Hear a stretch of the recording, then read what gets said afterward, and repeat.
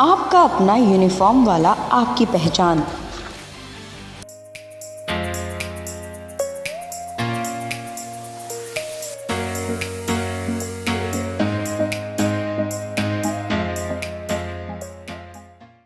नमस्कार, मैं सोनू शर्मा। आप देख रहे हैं MMPV आवाज़ का खास कार्यक्रम शिक्षा का ताज। एक गुरु का हमारे जीवन में बहुत बड़ा रोल होता है। शिक्षा एक ऐसी चीज़ है जो हमारे लिए बहुत आवश्यक है। आज हमारे साथ हमारे खास कार्यक्रम में हैं RK टंडन जी, जो Trinity institute of professional study school और कमल पब्लिक स्कूल के चेयरमैन हैं। आइए उनका स्वागत करते हैं और उनसे जानते हैं शिक्षा का महत्व आखिर क्यों इतना ज़रूरी है। सर, स्वागत है आपका हमारे खास कार्यक्रम में। धन्यवाद आपको, नमस्कार, आपके दर्शकों को नमस्कार। Thank you sir. सर, सबसे पहले मैं जानना चाहूँगी, शिक्षा का अपना देखने का नज़रिया है अपना अपना, तो आपका नज़रिया क्या होगा? देखिए, मेरा ये कहना है कि हम बहुत ज़्यादा पीछे लगे रहते हैं दिमाग को ट्रेन करने के लिए शैक्षणिक संस्थाओं में।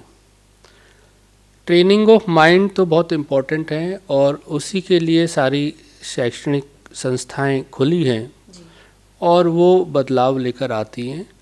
बट मेरा ये कहना है कि हम दिमाग की ट्रेनिंग के साथ we should train hearts also. हमें अपने स्टूडेंट्स के हार्ट्स को भी ट्रेन करना है ताकि वो जिस भी योग्य बने आगे चलकर अपनी मेहनत से, अपने शिक्षकों की मेहनत से, तो उसके बाद उनके ना केवल हम दिमाग ट्रेन कर पाएँ बल्कि उनके दिल में भी मानवता हो, राष्ट्रीयता हो, छोटे बड़े का भेद ना हो, कास्ट, क्रीड, कलर, इनमें वो कभी भेद ना करें। तो हमारी बहुत बड़ी जिम्मेदारी है कि ना केवल हमें सब्जेक्टिव नॉलेज स्टूडेंट्स को देनी है बल्कि उन्हें एक समग्र रूप से उनका विकास करना है ताकि वह एक पूर्ण नागरिक बन सकें और देश में किसी भी पद पर वो रहें अपने लोगों से सम्मिलित होकर रह सकें। सर, बात करें सरकार की, तो सरकार ने एजुकेशन सिस्टम को बहुत हद तक चेंज कर दिया है। आपको क्या लगता है कितने स्तर तक ये बदल चुकी है? देखिए, जो न्यू एजुकेशन पॉलिसी है मैं उसका बहुत सम्मान करता हूँ और हमारे बहुत बड़े शिक्षाविदों ने उसको बनाया है और उसका जो उद्देश्य है वो बहुत अच्छा है कि हमें भारत में स्किल डेवलपमेंट करनी है, प्रोफेशनली हमें बच्चों को साउंड करना है और उनको एम्प्लॉयबल करना है ताकि वो रोज़गार को आगे जाके रोज़गार के लिए उपयुक्त हो सकें और रोज़गार के लायक बन सकें। जिस बच्चे का जिसमें इंटरेस्ट है उस बच्चे को उस इंटरेस्ट की ही हमें बात करनी है और उसको स्किल डेवलपमेंट की तरफ अपने इंटरेस्ट के हिसाब से लेके जाना है। जिस बच्चे को अगर हिस्ट्री में नहीं है इंटरेस्ट, हम उसे 10th तक हिस्ट्री पढ़ाते रहें, उसको जो है ऐसे और सब्जेक्ट्स पढ़ाते रहें जिसमें उसका इंटरेस्ट नहीं है, तो उसकी जगह छोटी क्लासेस से ही उन्हें ऐसे कोर्सेज और जो है सब्जेक्ट्स दिए जाएं जो स्किल डेवलपमेंट की तरफ हो, प्रोफेशनलिज्म की तरफ हो, एम्प्लॉयबिलिटी की तरफ हो, ताकि वह अपने रोज़गार को आगे जो है ना चला सकें। और जो हमारे देश में 40% मैं कह सकता हूँ ऐसे लोग हैं जो गरीबी रेखा के आसपास हैं, तो अगर हम एम्प्लॉयबल बच्चों को कर पाएंगे तो नेचुरली हमारा देश और समृद्ध होगा, ऊंचा उठेगा, अमीर बनेगा। सर, बात करें आपकी, तो मैं आपके बारे में कुछ जानना चाहूँगी और ये भी जानना चाहूँगी कि आपने शिक्षा का क्षेत्र ही क्यों चुना? देखिए, शिक्षा का क्षेत्र ऐसा है जिसमें आप के अंदर एक अनुभूति आती है कि आपने जो समाज को दिया वो आगे मल्टीप्लाई हो रहा है। वो स्टूडेंट ना केवल अपने आप को अनेबल कर रहा है बल्कि अपने जो परिवार के स्तर को भी वो बेहतर कर रहा है।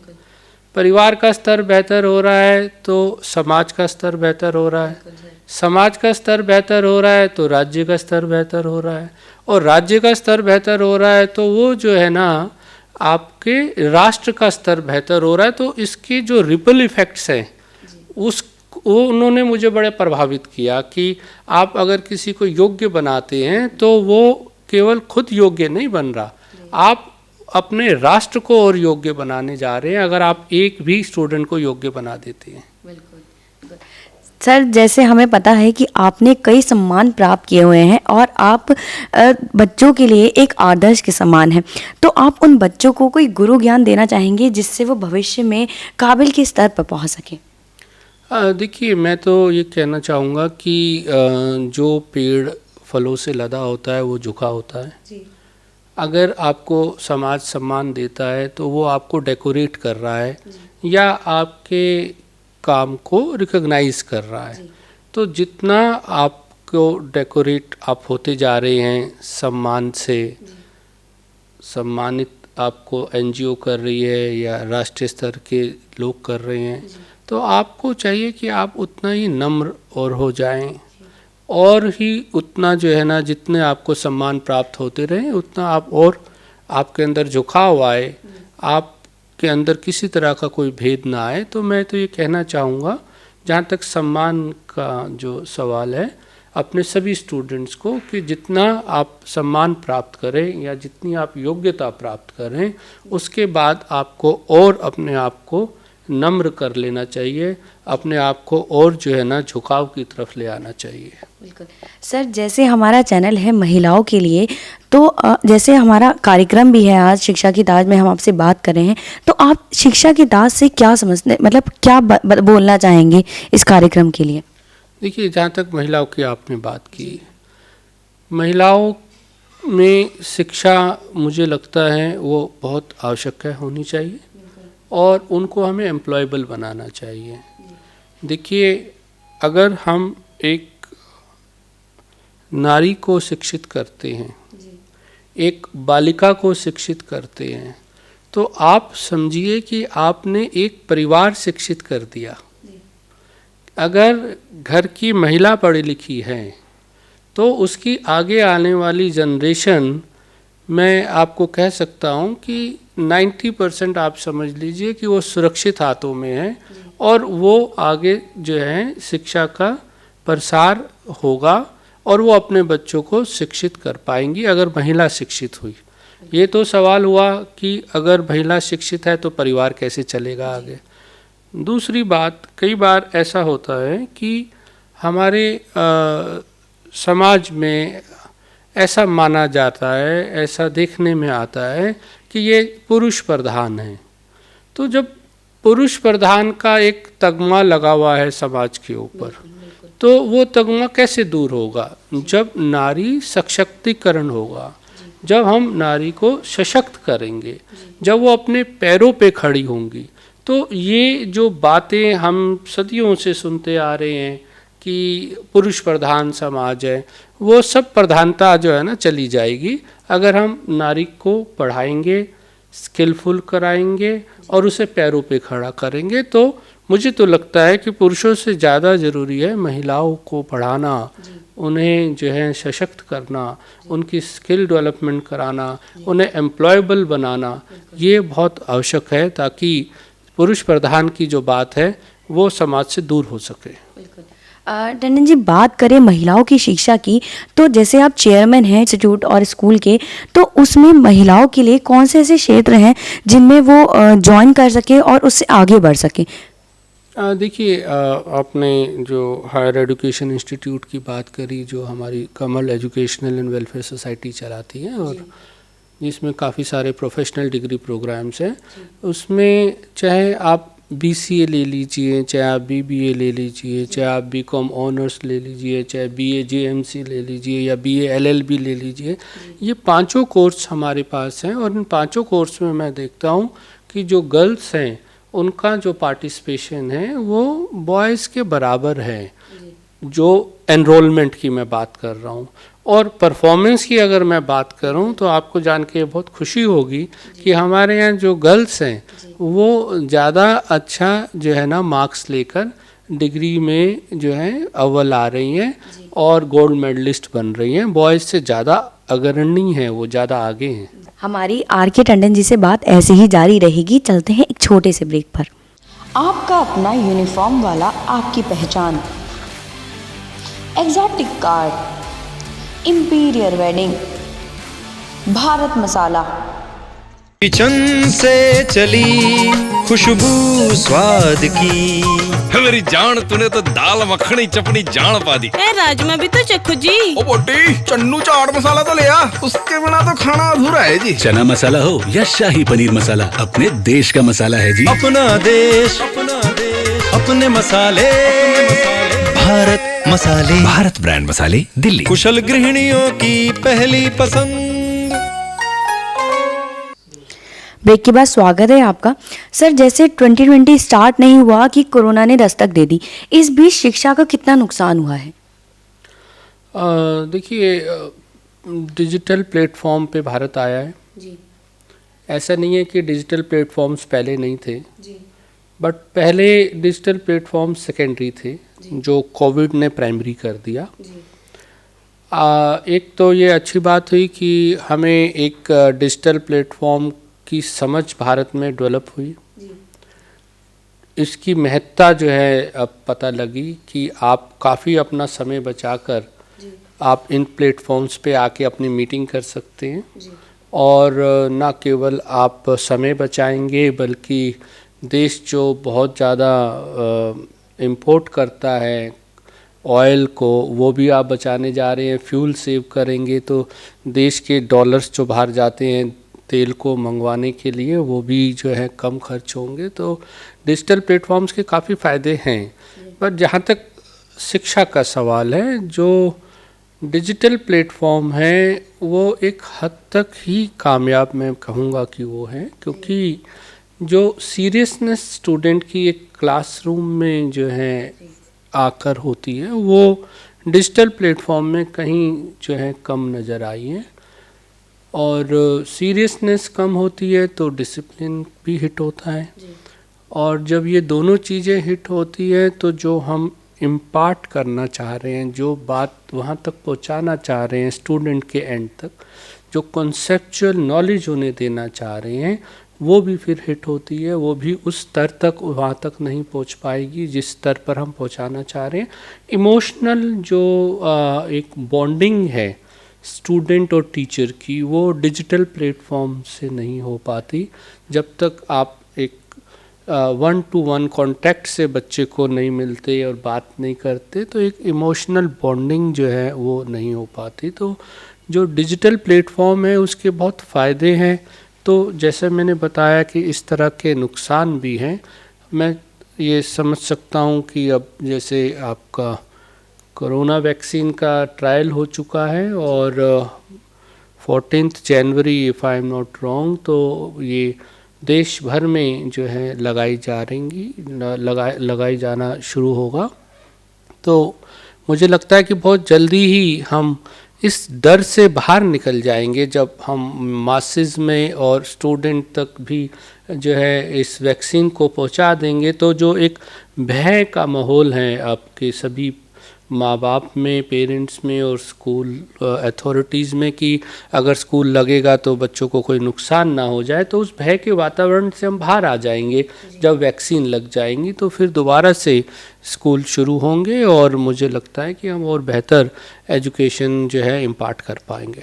जैसे सर आपने बात करी डिजिटल की, तो क्या आगे भी डिजिटल के तरीके से ही बच्चों को शिक्षा दी जा सकती है? हाँ, देखिए, ये एक अच्छा आपने क्वेश्चन भी पूछा कि डिजिटल प्लेटफॉर्म पर भी शिक्षा साथ साथ जारी रहे। ऐसा हो सकता है कि कुछ रेमेडियल क्लासेस हमें लेनी है, वो हमें स्कूल में समय नहीं मिल पा रहा, तो हम डिजिटल प्लेटफॉर्म पर रेमेडियल क्लास को ले लें। ऐसा हो सकता है कि कुछ एक सब्जेक्ट्स जो हैं जो पीछे छूट गए समय के अभाव में, पीरियड्स पूरे नहीं पड़े टीचर को, तो वो इवनिंग टाइम में स्टूडेंट ग्रुप के साथ डिजिटल प्लेटफॉर्म पे आके अपने सिलेबस को कंप्लीट करा सकती हैं। इसके बाद हम वीक स्टूडेंट क्लासेस कई बार लगाते थे आफ्टर स्कूल आवर्स, उसके लिए अलग से ट्रांसपोर्टेशन की व्यवस्था करते थे। तो वो एक बहुत बड़ी समस्या पेरेंट्स के लिए भी बन जाती थी कि एक बच्चे को लेने तो वो समय पे आ रहे हैं, दूसरे बच्चे को लेने वो 2 घंटे बाद जा रहे हैं। तो वो सारी समस्याएं भी दूर हो सकती हैं, क्योंकि हम वीक स्टूडेंट क्लासेस भी डिजिटल प्लेटफॉर्म पे ले जा सकते हैं। स्टूडेंट जाएं, घर पे रेस्ट करें, अपना लंच करें, उसके बाद टीचर उनको जो है ना अपना वीक स्टूडेंट के एक छोटे ग्रुप में डिजिटल क्लास लगा के जो है उसको जो है ठीक अपना वीक स्टूडेंट्स की क्लास ले सकते हैं। तो ये फ़ायदे हैं। सर, बात करूं शिक्षा के क्षेत्र की, तो आपका कोई ऐसा सपना है जिसको आप पूरा करना चाहते हैं? देखिए, हमारा ग्रुप जो है 60 के दशक में शुरू हुआ। स्वर्गीय श्री O.P. टंडन जी ने शुरू किया और हमारी जो मदर हैं मिसिस कमल रानी टंडन, उन्होंने और स्वर्गीय श्री O.P. टंडन जी ने मिलके कमल पब्लिक स्कूल संस्था बनाई और बहुत ही छोटे रूप में इस संस्था को शुरू किया गया। काफ़ी हद तक मुझे लगता है कि हमने अपने फादर मदर की जो विज़न है उसको आगे बढ़ाया है, क्योंकि स्कूल पहले प्राइमरी था, प्राथमिक जिसे कहते हैं, फिर उसके बाद मिडिल हुआ, उसके बाद सेकेंडरी हुआ, उसके बाद सीनियर सेकेंडरी हुआ, उसके बाद इसकी ब्रांचेस आगे फैली और उसके बाद जो है आज हमारा ग्रुप हायर एजुकेशन में 3 कॉलेज जो हैं वो गुरु गोविंद सिंह इंद्रप्रस्था यूनिवर्सिटी के साथ मान्यता लेकर चला रहा है। तो काफ़ी हद तक जो है हमने विज़न तो कंप्लीट किया है। अब इसके आगे एक ही चीज़ बनती है जो मुझे लगता है इस क्षेत्र में, कि हम अपने किसी इंस्टीट्यूट को डीम्ड यूनिवर्सिटी के दर्जे पर लेकर आएँ। और मुझे लगता है कि जिस तरीके से ग्रुप काम कर रहा है, बहुत जल्दी हम किसी अपने एक कॉलेज को डीम्ड यूनिवर्सिटी के स्तर पर भी लेकर आएंगे। बिल्कुल सर, आखिर में मैं अपने MMP दर्शक, खास करके महिला दर्शकों के लिए आपसे संदेश चाहूँगी। देखिए, आपने ये तो बहुत बड़ा सवाल कर दिया। संदेश हमारे जो आपने अभी सब बातें आपने पूछी और मैंने बताई, उसी में सारा संदेश छुपा हुआ है। वो संदेश है कि हम महिला सशक्तिकरण को लेकर चलें। हम महिलाओं को अपने पैरों पर खड़ा करें। हम उनको रोजगार के लायक बनाएं। हम उन्हें हर फील्ड में अपॉर्चुनिटी दें आगे बढ़ने के लिए। तो जो डिपेंडेंसी है वो कम हो जाएगी या ना के बराबर रहेगी या ख़त्म हो जाएगी। और जब आपने डिपेंडेंसी किसी के ऊपर अपनी ख़त्म कर दी, तब ही आप पूरी तरह से सशक्त हैं। जब तक आप डिपेंडेंट हैं, चाहे वो अपने फादर पे डिपेंडेंट हैं शादी से पहले या शादी के बाद आप अपने हस्बैंड पे डिपेंडेंट हैं, तब तक सशक्तिकरण या स्वावलंबी जिसे हम कहते हैं या अपना पैरों पे खड़ा करना जिसे कहते हैं, वो कहीं अधूरा रहेगा। और जब आप इंडिपेंडेंट और सशक्तिकरण आप अपने पैरों पे खड़े होकर कर लेंगे तो समानता आती है। फिर कहीं कोई आपको किसी तरीके से असमान दृष्टि से नहीं देख सकता। तो मेरा तो यही कहना है कि सबसे पहला और प्राथमिक काम जो भारत में मुझे नज़र आता है महिलाओं के लिए, वो ये नज़र आता है कि वो अपने पैरों पे खड़े होकर स्वावलंबी बने। और फिर जो है जो समानता की हम बात करते हैं वो अपने आप आएगी। और नहीं आएगी तो फिर ऐसे पुरुष और ऐसे साथी के साथ आप वार्तालाप कर सकते हैं कि आप स्वावलंबी हैं, आप खुद इंडिपेंडेंट हैं, तो या तो आप समानता दीजिए या आप जो है इंडिपेंडेंट भी रह सकते हैं। इंडिपेंडेंट हम कब नहीं रह पाते? जब हम डिपेंडेंट होते हैं, जब हमें डर समाये रहता है कि क्या होगा मेरा, मैं कहाँ जाऊंगी, मैं बच्चों को कैसे पाल पाऊंगी। तो जब आप स्वावलंबी हो जाएंगे तो सब तरह के डर दिमाग और दिल से दूर हो जाएंगे। Thank you sir. तो ये थे हमारे साथ डॉक्टर आर के टंडन जी। हम फिर हाजिर होंगे अपने खास कार्यक्रम शिक्षा के ताज में। आप देखते रहिए MMPV आवाज़।